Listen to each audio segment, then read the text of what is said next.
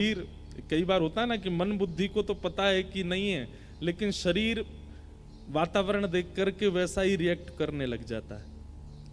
तो नियम में रहना भी यहां सुख लगता है।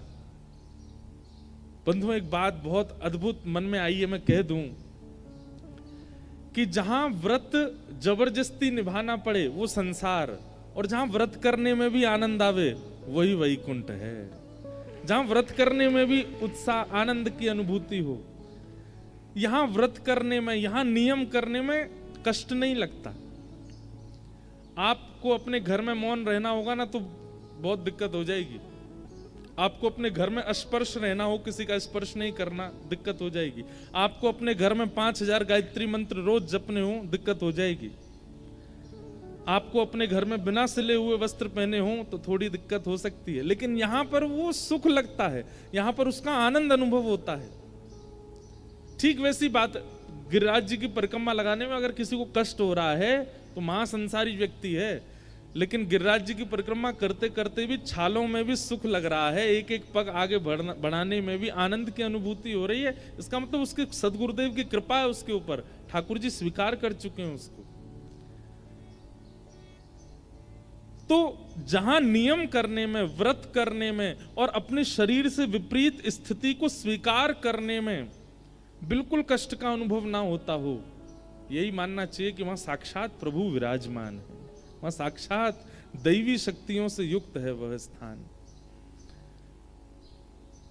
महाराज जी, हम अपनी प्रशंसा नहीं कर रहे हैं, लेकिन हम अपने घर के इकलौते लाडले बालक हैं, सबसे ज्यादा लाडले। लाडले का मतलब पता है? लाडले का मतलब होता है जो पलकों पे रहता है, जिसको एक क्षण का भी कष्ट भोगने नहीं देते घर वाले। हमारा ऐसा था बचपन कि हम अगर अपने पिताजी से बोल दें, पिताजी आज स्कूल नहीं जाना, तो माताजी लग जाएं चाहे पूरा परिवार पीछे लग जाए, लेकिन स्कूल जाएंगे ही नहीं। इतने लाडले। लेकिन ठाकुर जी की ऐसी कृपा रही कि कथा क्षेत्र में आए तो फिर धीरे धीरे सहना शुरू किया, घर से बाहर निकलना शुरू किया। नहीं तो घर से बाहर भी 2 व्यक्ति संग होते तो ही जाता था, मैं नहीं तो जाते ही नहीं था। रोड क्रॉस करना नहीं आता था, बिना उंगली पकड़े रोड नहीं, 9th क्लास तक हमको रोड क्रॉस करना नहीं आता था। कपड़े पहनना नहीं आता था, माता जी तैयार करती थी। तो जब यहां कथा के लिए आया मैं, और फिर महाराज जी ने जो अनुष्ठान नियम बताया, उन अनुष्ठानों को करने के लिए घर वाले हमारे ये सोच रहे थे कि इतना लाड़ प्यार में ये रहा है, ये वहां अनुष्ठान कर कैसे रहा है, ये इतना नियम से रह कैसे रहा है वहां पर। हमारे पूज्य पिताजी महाराज एक दिन के लिए आए, वो तो मुझे देख करके भावुक हो गए थे कि आवश्यकता क्या है तुमको इतने नियमों में रहने की। लेकिन मैं उनको कैसे बताऊं कि यहां वह नियम करने में हम ज्यादा से ज्यादा 1 महीना, मुझे स्मृति में है, वो स्मृति मेरी कभी नहीं जा सकती और दोबारा लौट के भी नहीं आ सकती। शायद 2.5 से 3 घंटे से ज्यादा मैं एक भी दिन नहीं सोया 1 महीने तक, और 3 घंटे में पूरी नींद हो भी जाती थी। 2.5-3 घंटे रात में, और फिर रासलीला शुरू हुई तब तो 12-1 ही बज जाता था रात्रि सोने में। गुरुदेव भी सब रहते थे, 1 बजे सोते थे, 3-4 बजे उठ करके तो गोदावरी जी में डुबकी हो जाती थी पहली।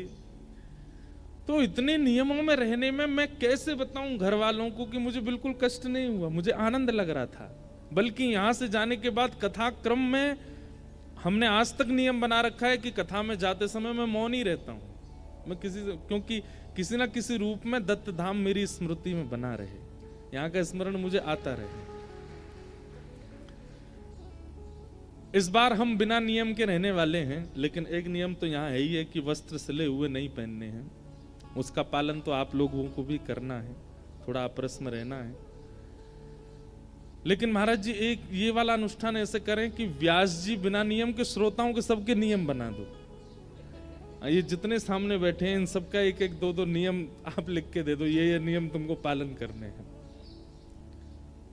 आप लोगों को भी अनुभव होगा। मैं इसलिए नहीं कह रहा हूं कि आप लोगों को मुझे कुछ रेवेंज लेना है आपसे, आप अनुभव करके देखिएगा आपको कितना सुख मिलेगा। यहां नियम करने में सुख मिलता है, यहाँ अनुष्ठान करने में सुख मिलता है, यहाँ व्रत करने में सुख मिलता है, आनंद की प्राप्ति होती है।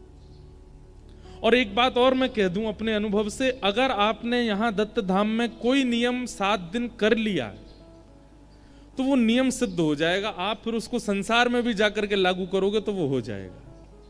कोई भी नियम हो, एक एक नियम जरूर आप लोग आज साध लीजिएगा। जो लोग सप्ताह नियम से सुनने वाले हैं, जो आते जाते रहने वाले, उन लोगों के लिए नहीं है ये बात। जो यहाँ सप्ताह रुकने के विचार में है या सप्ताह रोज आने के विचार में है, एक नियम का पालन जरूर कीजिए इन 7 दिनों में। यह भूमि, यह दत्त धाम, ये सामर्थ्य प्रदान करेगा आपको। ये मैं अपने अनुभव से बोल रहा हूं। तो वो स्थान जहां नियम करना, व्रत करना सुख लगता है, जहां अपने देह की विपरीत स्थिति में रहना कष्टदायी नहीं लगता है, समझो वहां निश्चित ही देव निवास है, वहां देवता का वास है। साक्षात श्री दत्त भगवान यदि अभी कहीं विराज रहे हैं तो वो दत्त धाम नासिक में विराज रहे हैं, साक्षात श्री दत्त प्रभु। तो इस बार ये वार्षिक उत्सव का महोत्सव मना रहे हैं। वार्षिक उत्सव मास कथा के 1 वर्ष पूर्ति का महोत्सव है। आज कथा थोड़ी विलंब से हुई है। कल से कथा का समय 3 बजे से है। आप लोग सब समय से आ जाइएगा और फिर लगभग 6-6:30 बजे तक हम लोग चर्चा किया करेंगे और फिर गोदावरी जी स्नान करके अपने अपने नियमों में रहेंगे। कुछ उत्सवों की भी रूपरेखा है। आज महाराज जी से कथा के बाद चर्चा करके आप सब लोगों को बता दिया जाएगा कैसे कैसे उत्सव हैं। एक दिन पूर्णिमा का उत्सव तो है ही है, पूर्णिमा पड़ रही है ना, तो एक दिन यहाँ पूर्णिमा का उत्सव तो रहेगा ही। हमने महाराज जी से एक दिन पूछवाया कि महाराज जी कथा का समय क्या रखें तो महाराज जी की आज्ञा हुई, किसी दिन 3 बजे से सुनेंगे, किसी दिन 6 बजे से सुनेंगे, किसी दिन रात्रि 9 बजे से सुनेंगे, किसी दिन रात में 11 बजे। मैंने कि ऐसा क्यों? बोले जैसे मन में मौज आएगी, जैसे आनंद लगेगा उत्सव का, वैसे वैसे कथा का श्रवण करेंगे। तो वो भी हो सकता है कि कथा का समय भी ऊपर नीचे होता रहे, तो वो भी जैसे कल की कथा का अगर समय कुछ, वैसे तो कल तो यही है 3 बजे से, परसों की कथा का कुछ परिवर्तन होगा तो कथा में बता दिया जाएगा। उत्सव यहाँ लाल जी के 2-3 होंगे। अभी तो गोदावरी जी में भी जल इतनी संख्या में आ गया। अब पिछले वर्ष जो लोग यहाँ थे मास कथा में और उन्होंने अगर ठाकुर जी की नौका विहार का दर्शन किया होगा तो शायद वे भूल नहीं पाएंगे उसको। ऐसी अद्भुत नौका विहार हुई थी ठाकुर जी की, हमारी तो आज तक महाराज जी चित्त में रहता है।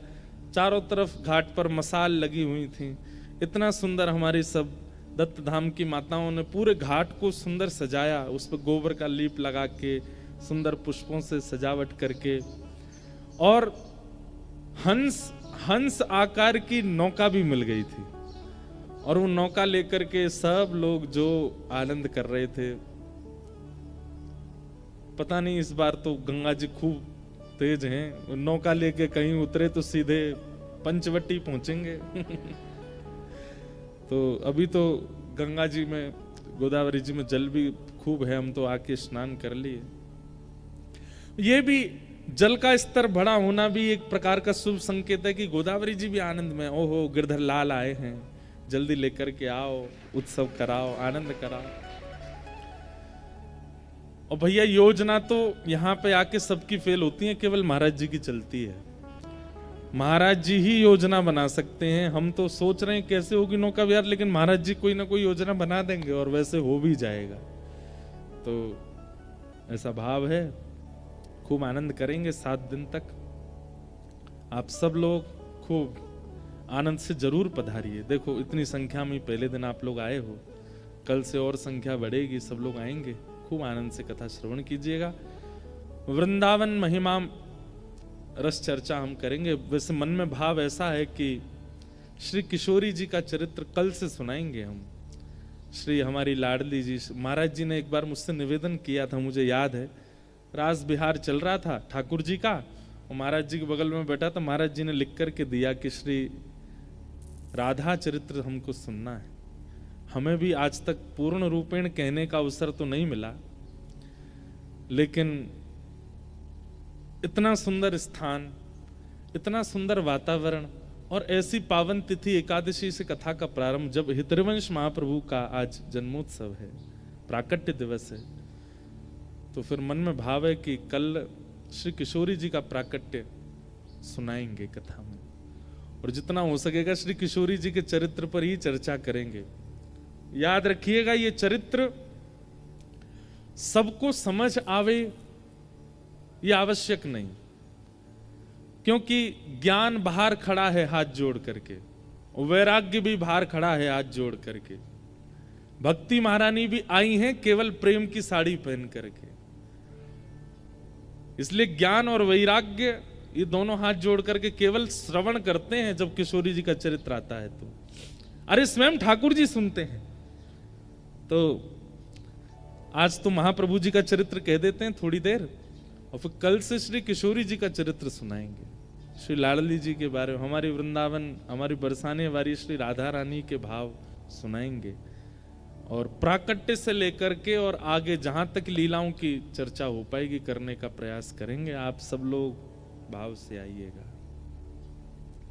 बोलो वृंदावन बिहारी लाल की। हित हरिवंश महाप्रभु महाराज जी, हमारे वृंदावन में सब आचार्यों को प्रणम्य माना गया।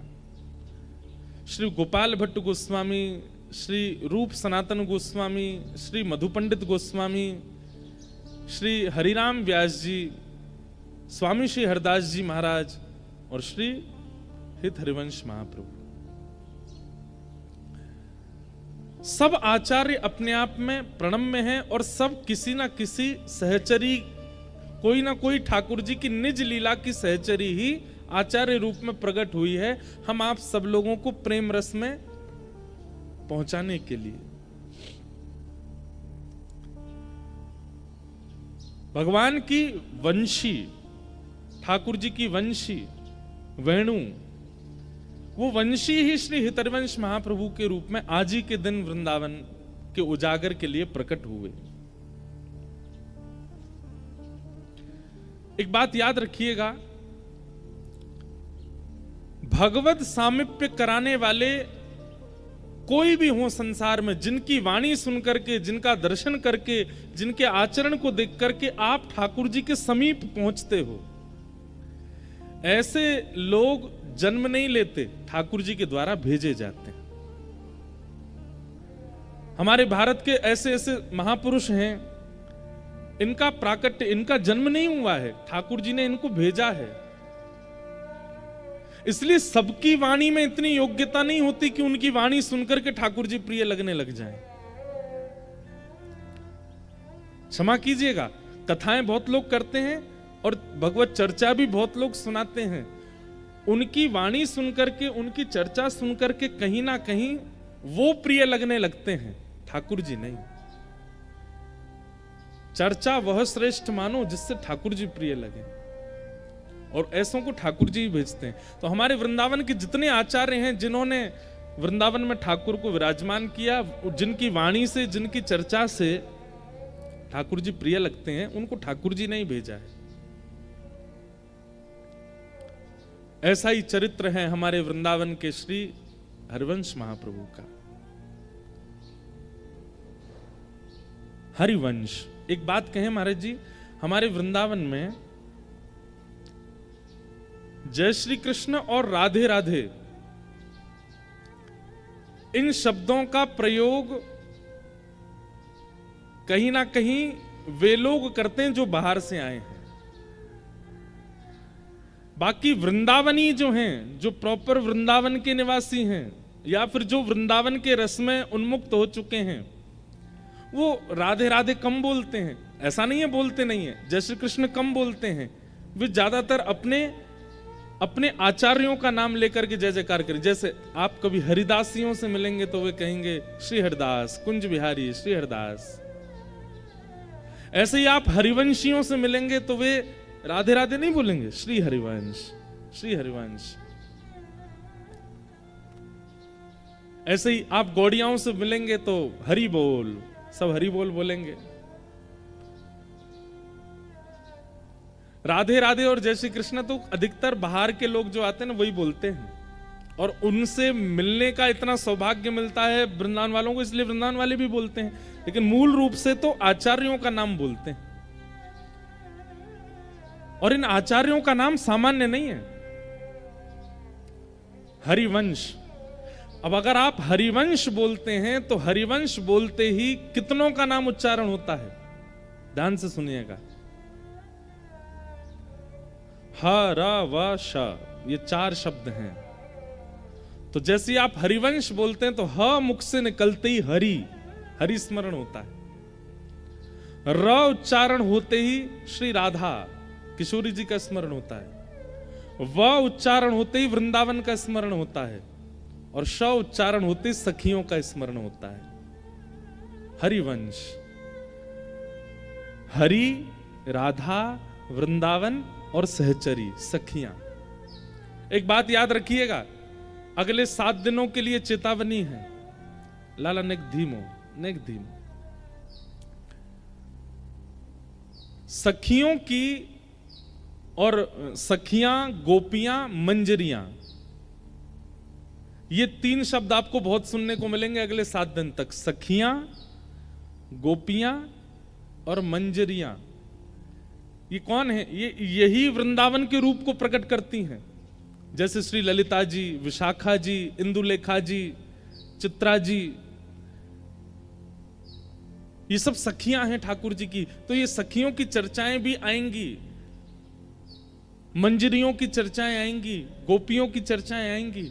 उनको बड़े भाव से सुनिएगा और उनको स्त्री मान करके बिल्कुल मत देखिएगा। वे ही आचार्य हैं, इन्हीं की कृपा से ही प्राप्त होगा। इसलिए हरि, राधा, वृंदावन और सहचरी, हरिवंश, श्री हितरिवंश महाप्रभु, उनका आज प्रादुर्भाव दिवस है।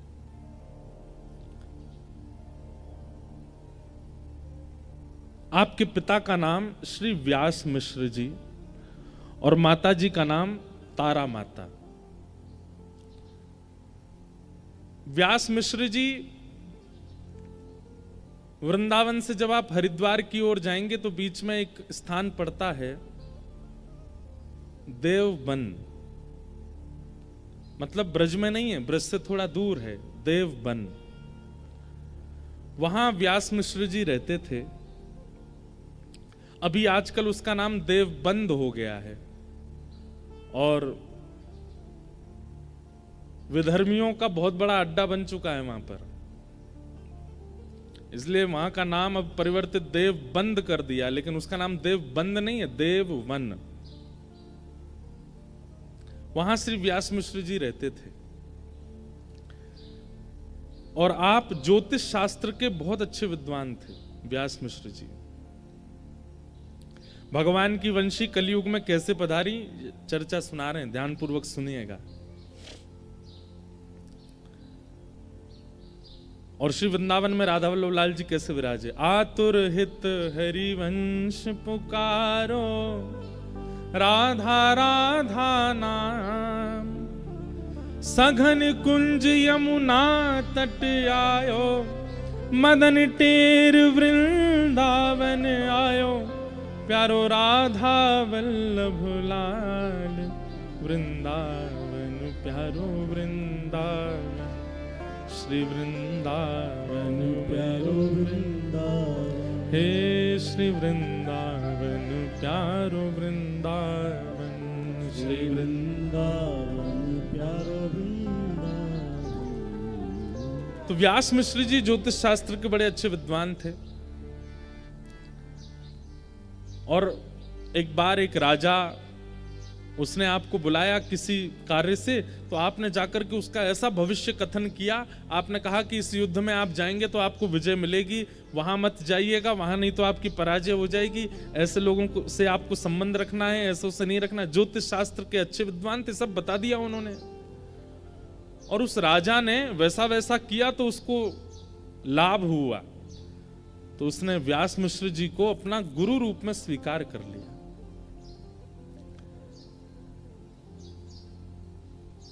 सब कुछ है जीवन में, प्रतिष्ठा मिल गई, लेकिन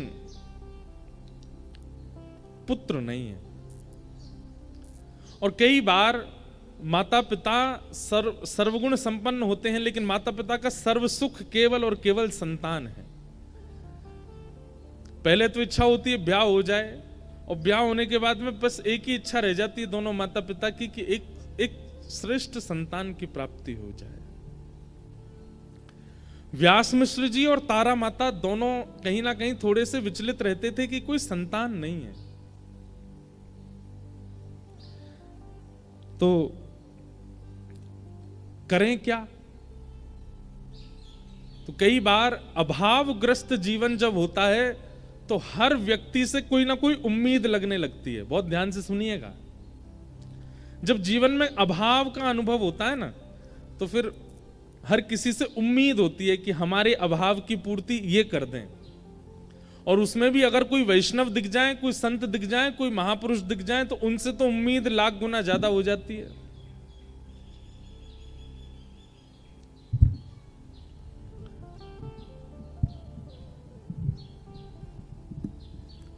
अभाव में उम्मीद उठती है, और संतों के प्रति तो बहुत ज्यादा।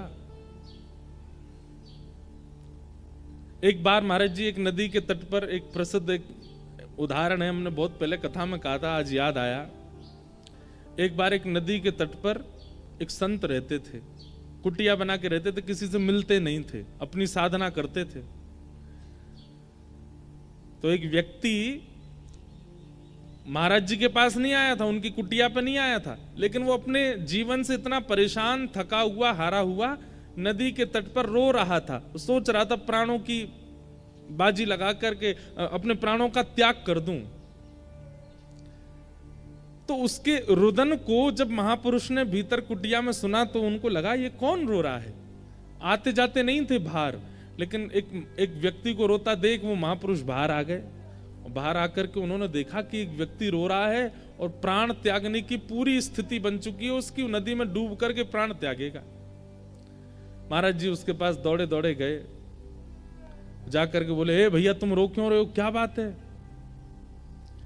तो उसने बताया, बोले मेरे साथ ऐसा हो गया, मेरी पत्नी मुझे छोड़ के चली गई, मेरे बच्चों को भी अपने साथ लेके चली गई, भाइयों ने घर से निकाल दिया, मेरी कुछ देखता नहीं, मेरे पे इतना कर्जा हो गया, दुकानदार सब लोग और पूरे गांव के लोग मुझे मारने को घूम रहे हैं, अब मेरे पास और कोई चारा नहीं है, मैं क्या करूं? मैं किसी और जगह जा भी तो नहीं सकता, मुझ पे इतना धन नहीं कि मैं पलायन करके किसी और गांव में चला जाऊं। अब मेरे पे एक ही तरीका है कि मैं प्राण त्याग दूं। और वो संत जो थे उन्होंने इतने दुख कभी सुने ही नहीं थे। वो तो इतने, अरे राम राम राम, ये सब हो रहा है तुम्हारे साथ? बोले हाँ।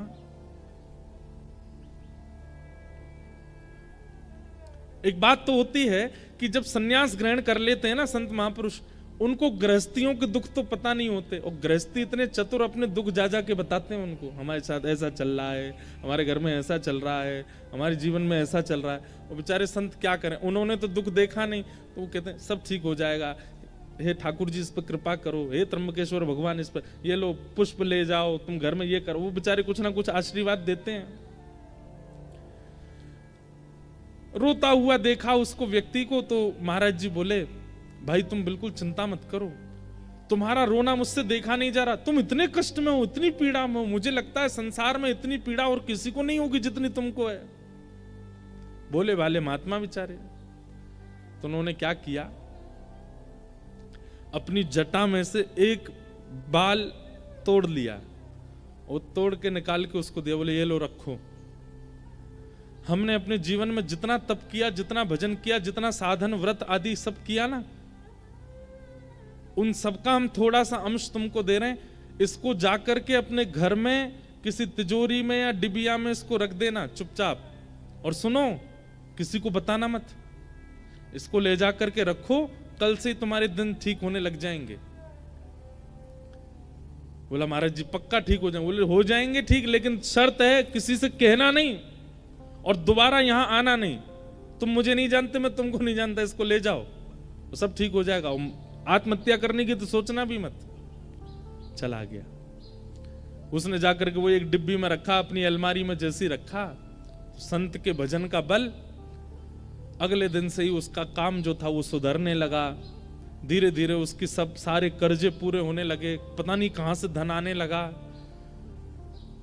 जब देखा पत्नी ने कि पति सुधर गया, सब कुछ ठीक हो, तो पत्नी भी आ गई, बच्चों को भी ले आई। धीरे धीरे इतना सब कुछ बढ़िया हो गया कि उसने अपना छोटा घर तो छोड़कर बगल वाली जमीन पर बड़ा घर बना लिया। कहां जिस पर एक समय रोटी खा ले तो 3 दिन तक भोजन नहीं होता था, आज उसकी ये स्थिति हो गई है कि 56 भोग बनते हैं घर में।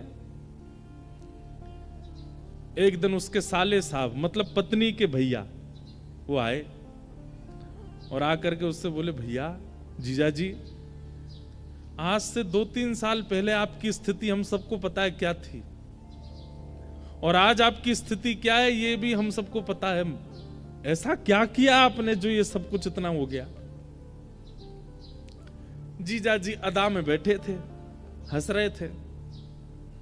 अरे अब क्या बताऊं तुमको, वो नदी है ना हमारे गांव में। बोले हाँ, वहां पे एक कुटिया है, उसमें एक महात्मा रहते हैं। उन्होंने अपने अंग का बाल तोड़ करके मुझको दे दिया, और वही मैंने अपनी तिजोरी में रख लिया, उसी से सब कृपा हो रही है। लेकिन सुनो, तुम मत जाना वहां पर, मैंने तुमको बता दिया, और तुमको जितना चाहिए मुझसे ले लो, लेकिन तुम मत जाना। लेकिन किसी व्यक्ति को पता चल जाए कि भाई बिना कुछ किए, बिना जॉब किए, परिश्रम किए, किसी के बाल रखने मात्र से काम बनना है, कौन नहीं जाएगा? और आजकल के लोग तो ऐसे पे ही विश्वास करते हैं। और वो जो साला था वो पहुंच गया महाराज जी कुटिया पर रात में, और बाहर जाकर के पीट पीट के रोने लगा कुटिया। कोई संत बेचारे निकल के, अरे भैया तुम रो क्यों रहे हो, क्या हो गया, इतनी पीड़ा? संत हृदय नवनीत समाना, मक्खन जो होता है ना वो स्वयं नहीं पिघलता, लेकिन किसी बर्तन को गर्म करके मक्खन के पास रख दो तो मक्खन पिघलने लग जाता। ऐसे संत होते हैं, वो अपने ताप से नहीं पिघलते, दूसरे का ताप देख नहीं पाते।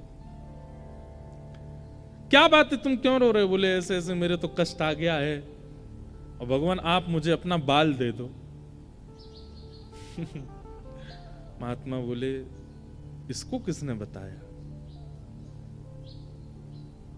महात्मा भीतर कुटिया में चले गए। बोले मैं प्राण त्याग दूंगा बाहर ही, या तो मुझे बाल दीजिए, नहीं तो मैं अपनी आत्महत्या कर लूंगा, यहीं पर अपना शव घेर दूंगा। महात्मा बेचारे आए, बोले भैया यार तुम ऐसे मत करो। बोले नहीं, अपना बाल दे दीजिए बस। महात्मा ने एक जटा तोड़ के उसको दे दी। उसका भी दिन सुधरने लगा। उसने अपने 4-5 मित्रों को बता दिया, 4-5 मित्रों ने रिश्तेदारों को बता दिया, रिश्तेदारों ने गांव के गांव को बता दिया। अब तो ये स्थिति हो गई कि महाराज जी के पूरी कुटिया चारों तरफ से लोगों ने घेर ली। ना महाराज जी का भजन बन पा रहा था, ना श्रम, सब बस खटखटा में बाल दे दो। महाराज जी बोले भैया ये क्या तरीका। एक दिन महाराज जी सोचे रात हो गई है, अब मैं भाग जाता हूं। जैसे ही कुटिया से बाहर निकले तो क्या देखा, सब नदी किनारे ही सो रहे थे। अरे महाराज जी आ गए, महाराज जी आ गए, आओ आओ आओ। सब ने घेर लिया। पहले तो मांगने लगे, और जब बेचारे महाराज जी बहुत परेशान हो गए, एक आध रोआ तोड़ के दे दिया उन्होंने, और इतनी संख्या में भीड़ आ गई तो बेचारे महाराज जी जान बचा के भागे। लोगों ने घेर लिया और एक एक बाल स्वयं ही नोच के चले गए। बेचारे वो महात्मा बोले कितना बड़ा घनघोर अपराध हो गया हमसे कि एक को दे दिया, वो सब उसके पीछे। भैया श्रीमद् भागवत जी कहती हैं कि महापुरुष से कभी मांगना नहीं चाहिए, कभी कुछ मत मांगो, क्योंकि वो आपके सामने उपस्थित होकर अपने दर्शन दे रहा है। ये सबसे बड़ी चीज वो दे रहा है, इसके आगे और कुछ मांगना ही नहीं चाहिए। वो आपके सामने उपस्थित हैं, आप अपने नेत्रों से उनको देख पा रहे हो। उसी वायुमंडल में आप खड़े हो, जो वायु उनको स्पर्श कर रही है वही आपको स्पर्श कर रही है। इतना अगर प्राप्त हो रहा है तो ये परिपूर्ण है, इसके आगे कोई इच्छा मत रखो। किम पुनर्दर्शन स्पर्श पाद शौचासनादि। अगर स्पर्श को मिल जाए, जैसे महाराज जी का तो नियम है, लेकिन कई महापुरुषों को अगर स्पर्श करने को मिल जाए, उनके चरण छूने को मिल जाए और उनकी वाणी सुनने को मिल जाए, तो बोले ये तो ये समझो माला माल कर दिया उन्होंने। नहीं तो दर्शन में इतनी सामर्थ्य है कि एक महापुरुष का दर्शन, वो महापुरुष जिस तीर्थ से आए हैं वहां के आराध्य ठाकुर का ही दर्शन मानना उनके रूप में। मान लीजिए हमारे दत्तदास महाराज जी वृंदावन आते हैं तो इनके रूप में त्र्यंबक भगवान ही आए हैं, दत्त भगवान ही आए हैं। और हमारे वृंदावन के कोई महापुरुष यदि दत्त धाम आ जाएं तो यही सोचना चाहिए साक्षात राधारमन लाल ही पधारे हैं, श्री राधा वल्लभ लाल जी इनके रूप में पधारे हैं। हमको मत मान लेना उस रूप में, हम तो भैया बालक हैं। कोई महापुरुष आवे तो